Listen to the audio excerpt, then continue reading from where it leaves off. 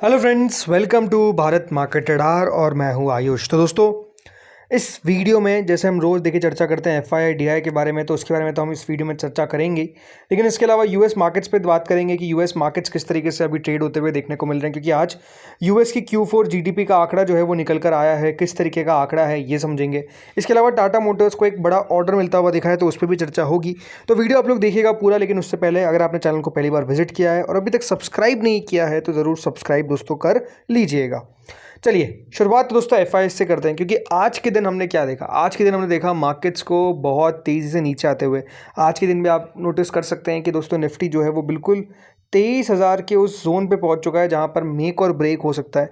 But आज के दिन क्या एफआईआईज ने अपनी सेलिंग और बढ़ाई है, कम करी है, क्या किया है, ये अपडेट आप देखिए। तो आज के दिन दोस्तों फिर एफआईआईज ने बड़ा माल बेचा है और आज तो 10,000 करोड़ को भी क्रॉस कर दिया है। 10,716 करोड़ की बिकवाली दोस्तों देखने को मिल चुकी है आज के दिन। एक दिन में एफआईआईज ने दोस्तों 10,000 करोड़ का माल जो है वो बेचा है। डीआईज ने सामने बाइंग करी, बट कितनी कर सकते थे ये अपने आप में बात है। तो नेट आज के दिन दोस्तों आपको सेल ही देखने को मिला है, यानी जो आंकड़ा है वो नेगेटिव में ही है। 9,977 करोड़ की सेलिंग है। प्रॉब्लम क्या है? प्रॉब्लम ये है कि दोस्तों एफआईआईज की सेलिंग परसिस्ट हो रही है। अगर आपने आज हमारा पहला वीडियो देखा हो, मैंने आपको एक ही बात कही थी कि जिस तरीके से आज मार्केट गिरता हुआ देखने को मिला है, पॉसिबिलिटी है कि एफआईआईज की तरफ से आज और आंकड़ा आएगा बिकवाली का, और बड़ा आंकड़ा आएगा बिकवाली का, और एग्जैक्टली वही देखने को मिला है। सेलिंग सिर्फ बढ़ती हुई दिख रही है, सेलिंग में कोई भी आप कह सकते हैं कमी आ नहीं रही है। टोटल अभी तक दोस्तों इस हफ्ते के अंदर नहीं, इस महीने के अंदर ओवरऑल हुआ क्या है आप देखेंगे तो 56,000 करोड़ की सेलिंग कर दी है।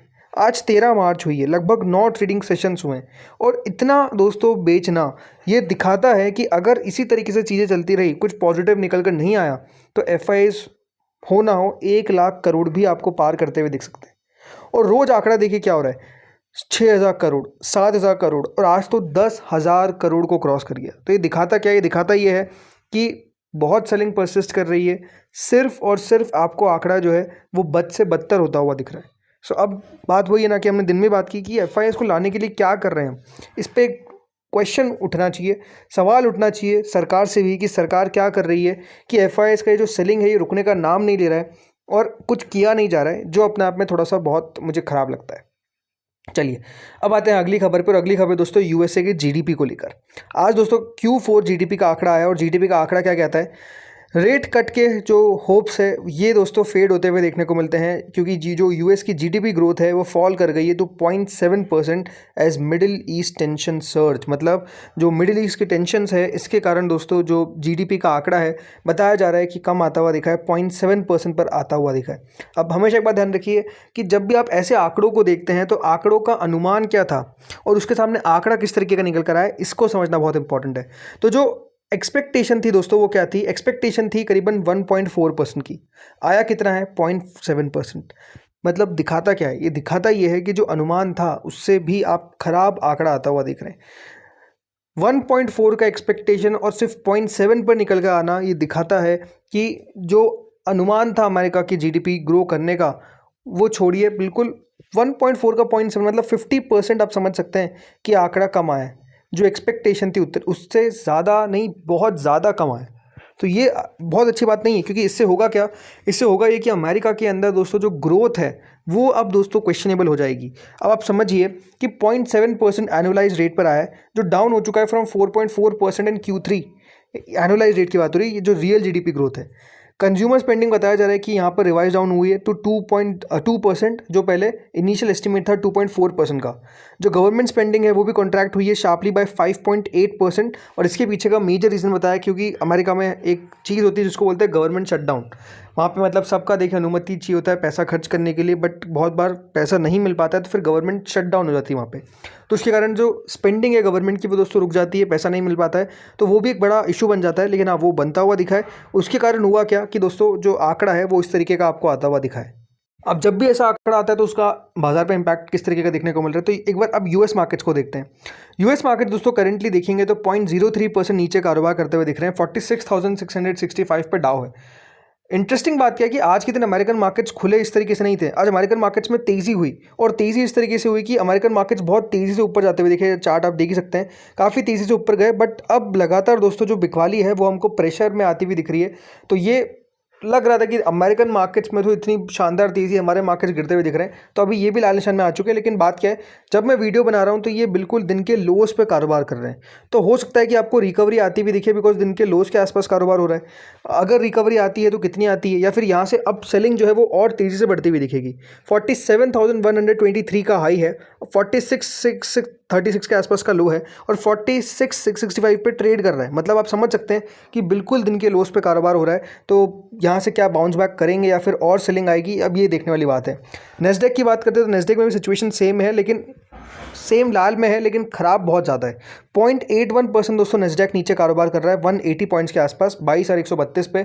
नेस्डेक में भी सिचुएशन सेम ही है। शुरुआत तो तेज़ी के साथ हुई, लेकिन अब बिल्कुल मार्केट्स जो है वो डीप रेड में पहुंचते हुए नजर आ चुके हैं। 22,131 का लो है और 22,132 पे ट्रेड कर रहा है। मतलब यहाँ पे तो बिल्कुल दिन के लोस पर ही कारोबार होता हुआ दिख रहा है, कोई आपको तेज़ी देखने को नहीं मिल रही है। तो अमेरिकन मार्केट्स में भी प्रेशर बनता हुआ दिख रहा है। अब लेट्स सी आज के दिन किस तरीके का सेशन पूरा होता है।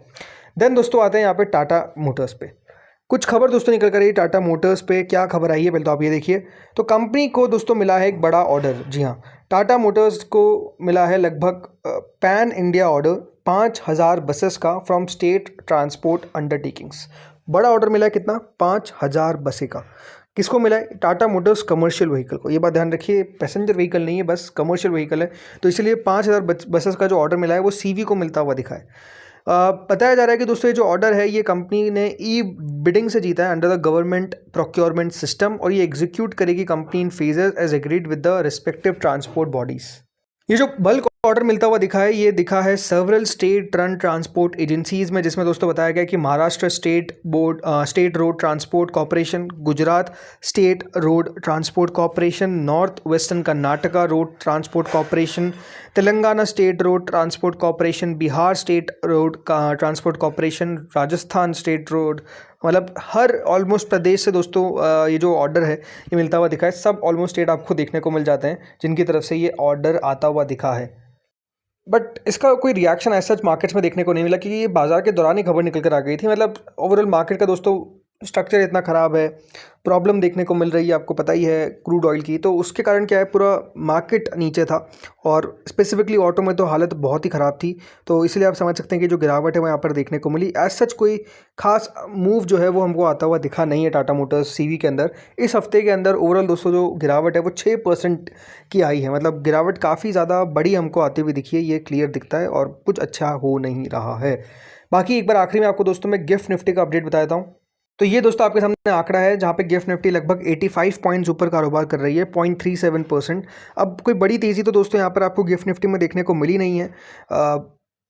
थोड़ा बहुत अभी अप मूव ज़रूर है, बट ये बात ध्यान रखिए आज निफ्टी की जो क्लोजिंग है वो 23,151 पे देखने को मिली है। उसके हिसाब से अगर आप देखेंगे तो गिफ्ट निफ्टी ऊपर दिखती है, बट बात वही ना कि गिफ्ट निफ्टी होता क्या है, जब जैसे बाजार खुलने वाला होता है नीचे आ जाती है। तो अब तो क्या 23,000 का लेवल टूटेगा, ये अपना आप में एक सवाल बन चुका है। अब देखते हैं मंडे को होता क्या है। बाकी इस वीडियो में दोस्तों इतना ही था। होपफुली आपको वीडियो बढ़िया लगा होगा। अगर अच्छा लगा तो लाइक कर देना, चैनल से पहली बार जुड़े सब्सक्राइब कर देना। मिलते हैं अगले वीडियो में, तब तक के लिए बाय बाय।